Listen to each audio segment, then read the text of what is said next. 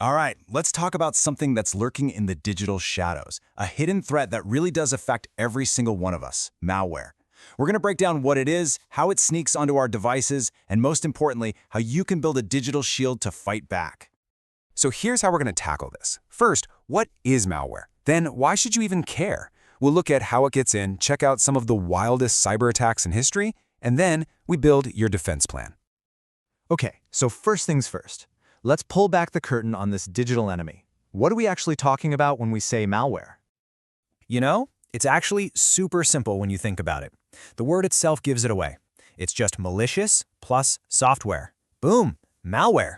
So at its heart, it's any piece of code that's deliberately designed to mess things up, damage your computer, steal your info, you name it. This is, without a doubt, the #1 weapon for any cybercriminal out there. And here's the thing. Malware isn't just one type of monster. It's a whole family of them. You've got your classic viruses that latch onto files. Then there are worms, which are scary because they can crawl across networks all by themselves.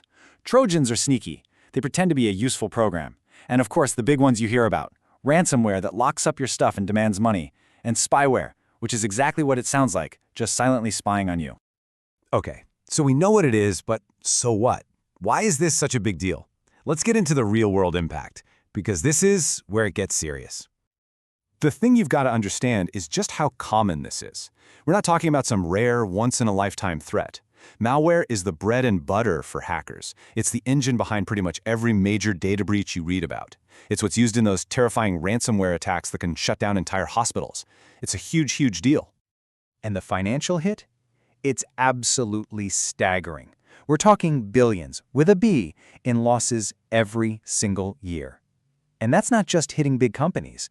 It affects regular people too, who get caught up in these scams. And this, right here, this quote nails it. You just can't defend against something if you don't get how it works. It's like trying to fight an invisible enemy. Understanding how malware behaves is your first and honestly, your most important line of defense. It all starts with knowledge. So the big question is, how does this stuff even get on our computers in the first place? What are the weak spots it exploits? Okay, take a look at this. It breaks down the most common ways malware gets in. And what do you see right at the top? Phishing emails, social engineering. It's all about tricking people. Yeah, unpatched systems are a technical problem. But honestly, the biggest vulnerability is often us. Hackers know it's way easier to fool a person into opening the door than it is to kick the door down themselves. To really get a sense of how big and bad this threat has become, we've got to look back. Let's take a quick trip through some of history's most notorious digital heists. These are the attacks that literally changed the game. You can see a pretty scary story unfold here. Back in 2008, you had the Configure worm, which just spread like absolute wildfire. A year later, the Zeus Trojan made it personal, going straight for people's online bank accounts and stealing millions. Then, 2010, Stuxnet. This was a whole new level. This wasn't about money. It was a digital weapon designed to cause physical damage. And then, who can forget WannaCry in 2017? It was this massive global ransomware attack that just brought everything to a standstill. The pattern is crystal clear. Malware is getting smarter, more sophisticated, and way, way more dangerous. Okay, so we've seen what it is, why it's a threat, and how it gets in. That's the scary part.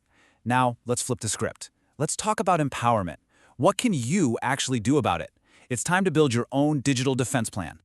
And the best part is, this doesn't have to be super complicated. Seriously, it boils down to 4 key habits. Number 1, update everything.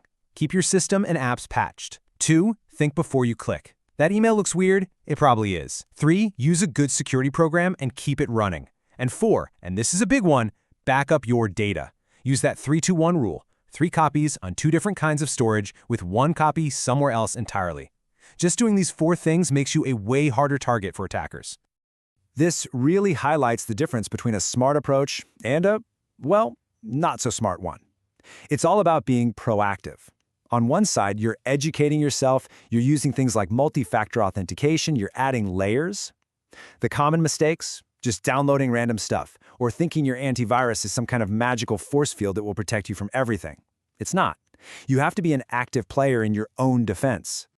So if there's one thing to take away from all this, it's that cybersecurity isn't just for the IT nerds anymore. It's an essential life skill, just like locking your front door when you leave the house. Your awareness, your understanding of these threats, that is the absolute foundation of your digital safety. And that leaves us with one last thought to chew on. This stuff never stops changing. The bad guys are always coming up with new tricks, and malware is constantly evolving.